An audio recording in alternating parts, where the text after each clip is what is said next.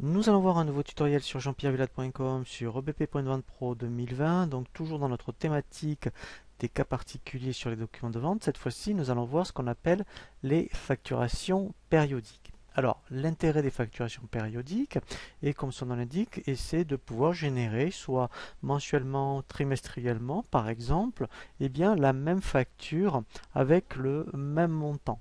Donc, c'est vraiment intéressant. Effectivement, si vous êtes un revendeur informatique, vous faites, mettons, des contrats d'assistance, et bien, effectivement, d'une année à l'autre, vous pouvez mettre en place une facturation périodique pour que un mois avant, on vous rappelle de générer, admettons, un contrat d'assistance.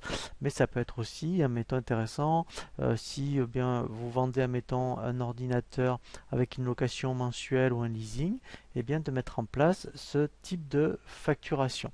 Donc pour cela, en fait, lorsqu'on est dans le document de vente, alors il faut au moins créer une facture.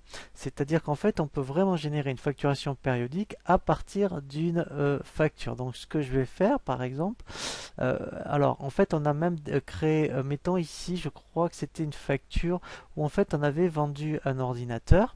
Eh bien, pourquoi pas, hein, eh bien, d'une année à l'autre, voilà, ici, cette facture, on peut dire, eh bien, je vais mettre en place une facturation périodique. Donc, pour cela, vous voyez que dans le menu client, ici, vous avez facturation périodique. Donc, ici, voilà, donc nous, ça va être facturation par copie. Je fais ajouter, facturation par copie.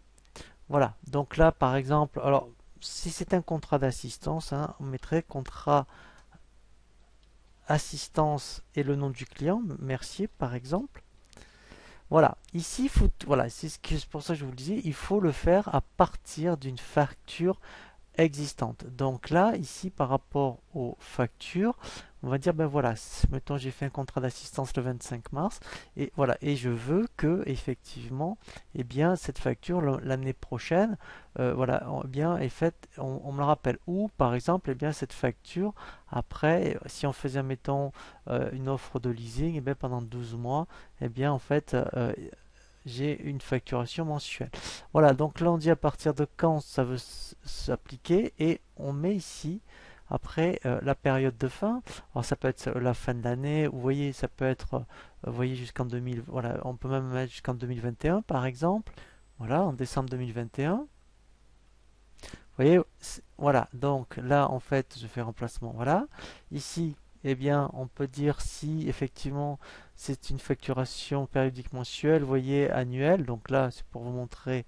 Alors je vais mettre mensuel. Ici, on dit à partir de quand on veut donc que ça s'applique. Donc ça peut être, mettons, tous les 10 du mois par exemple. Voilà. Vous voyez que déjà ici, après, voilà, vous avez ici, voilà, vous voyez les dates prévues. Vous voyez là, il est en train de le préparer. Alors après, ça peut être intéressant aussi. Si effectivement il y a des actualisations au niveau des prix de vente, est-ce que ça c'est bien sûr en accord avec le client par rapport au contrat, est-ce que bien on peut actualiser les prix de vente s'il y a des changements de tarifs. Voilà, donc ici après, eh bien voilà, donc là j'ai le client et après, en fait, on fait enregistrer.